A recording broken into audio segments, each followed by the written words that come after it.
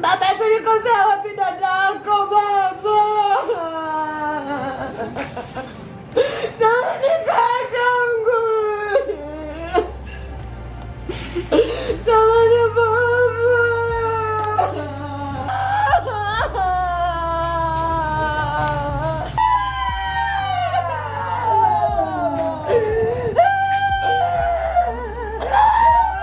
Akimwambia ongea na mama yako. Nikasikia kiniambia kwa uchungu, mama naomba uniokoe. Ikawa mvua ime... Okay, so we finished the post-mortem on the body of Allan, and we found that he had asphyxiation due to hanging.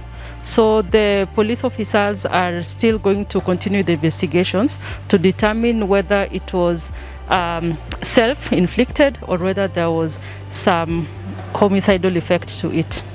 In that the prime suspect, the officer who was actually or allegedly demanding bribe from the mother to have the victim released, was present during the autopsy, asking questions and to an extent even threatening those that were present. This by any means is unacceptable. Allan Kamau was arrested by security officers on Thursday morning for allegedly cutting down his aunt's trees without permission.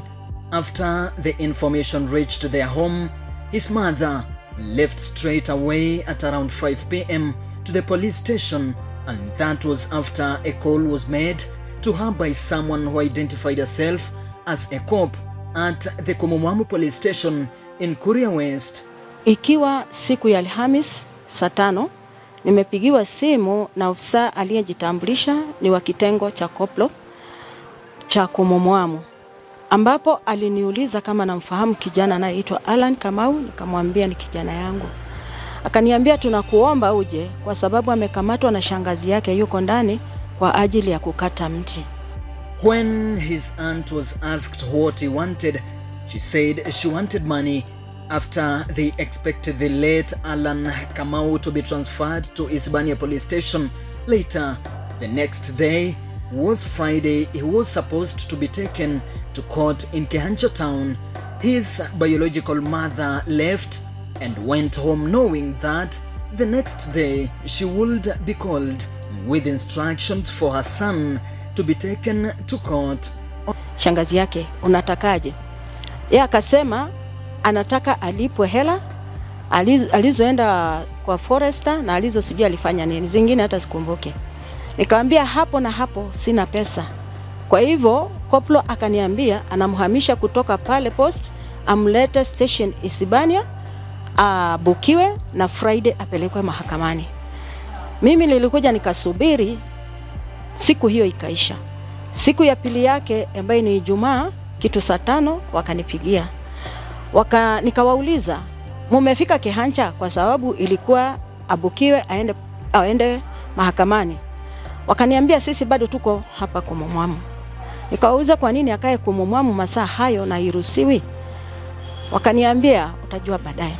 She looked for someone to give her a phone call to talk to, but she was prevented from reaching him and giving him a phone to talk to his biological mother. Later that evening at 10 p.m., she received a call from Komomwamu Police Station from a corporal who gave the phone to the late Allan Kamau to talk to his mother. According to his mother, she said that what she heard was the voice of her son saying, "Mama, save me," a voice that was coming from deep pain. Baadaye saa 11, koplo akanipigia simu. Mimi nilisikia sauti tu akimwambia ongea na mama yako. Nikasikia kiniambia kwa uchungu, mama naomba uniokoe. His mother received a call from the corporal telling her to send 15,000 shillings right now or else tomorrow you will cry and not know what to tell your family. Koplo mwenyewe akanipigia simu, akaniambia tunaomba utuletee shilingi 15,000 sasa hivi, na usipoleta kesho utalia na hujui utaambia familia nini. A few minutes later, the corporal was looking for him. He went to his shop picked him up in a police car and took him to the Isibania Police Station. Then he came back again, picked him up and took him to the DCI office. Kama dakika 30 zilizopita nikasikia koplo ananitafuta, akaja mpaka dukani kwangu, akanichukua na gari ya polisi, kanipeleka kituo cha Isibania, akarudi And that's when they told him that his son had hanged himself, and the first question was, his mother had just spoken to her son not long ago, a few hours ago. How long ago did he hang himself, and why didn't they book him to go to Isibania Police Station? Hapo ndipo waliniambia mtoto wangu amejitia kitanzi.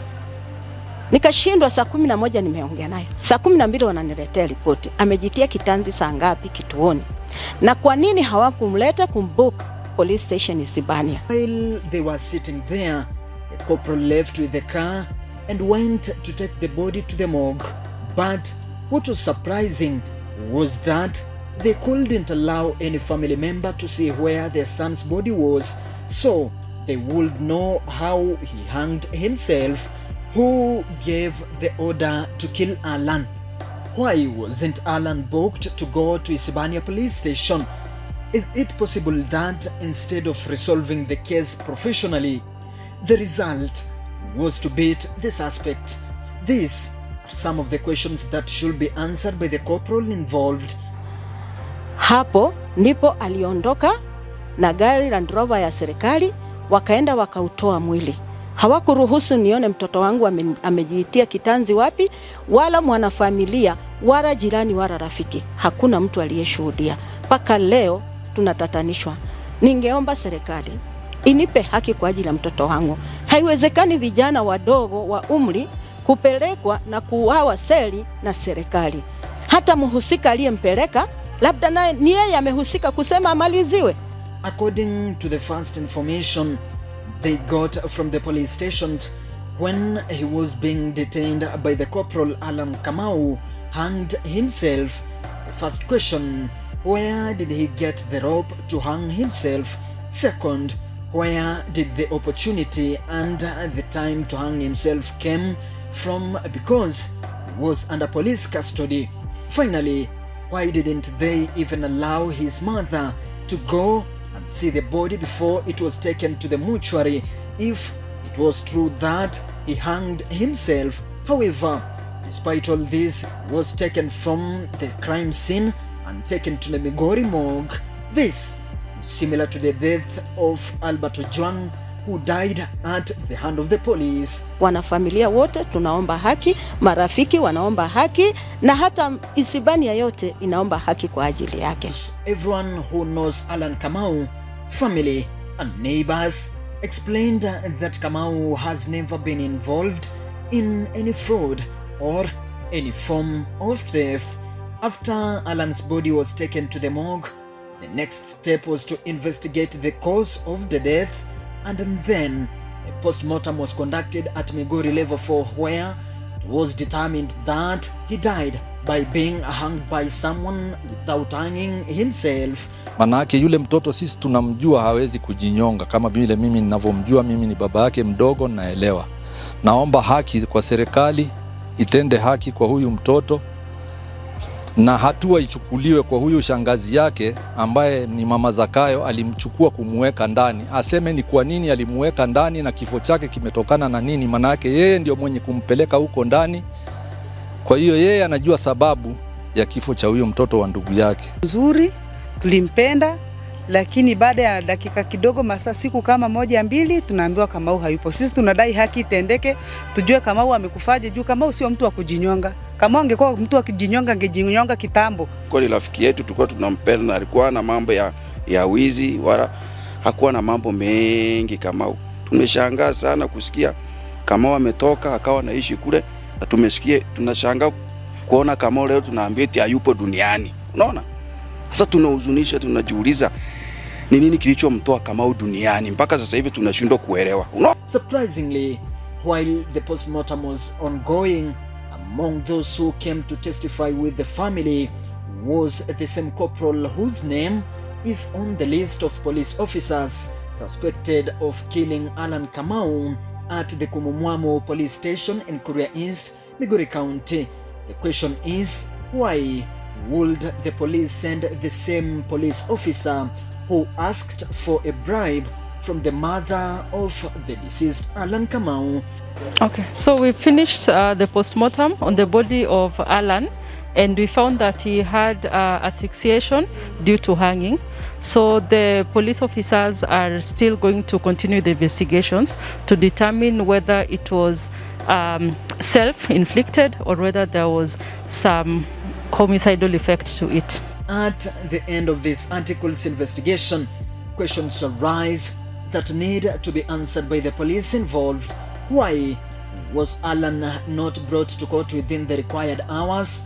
And he had said that he would be in court the next day, Friday.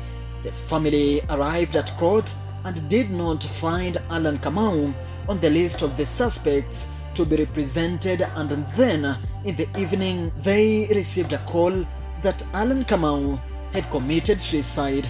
And the second question is, why was the family not given permission to view the body when he had hanged himself? Why were the police in such a hurry to take the body and take it to the mortuary without involving the family members? These are questions that have not yet been answered. In that the prime suspect, the officer who was actually or allegedly demanding bribe from the mother to have the victim released, was present during the autopsy, asking questions and to an extent even threatening those that were present. This by any means is unacceptable.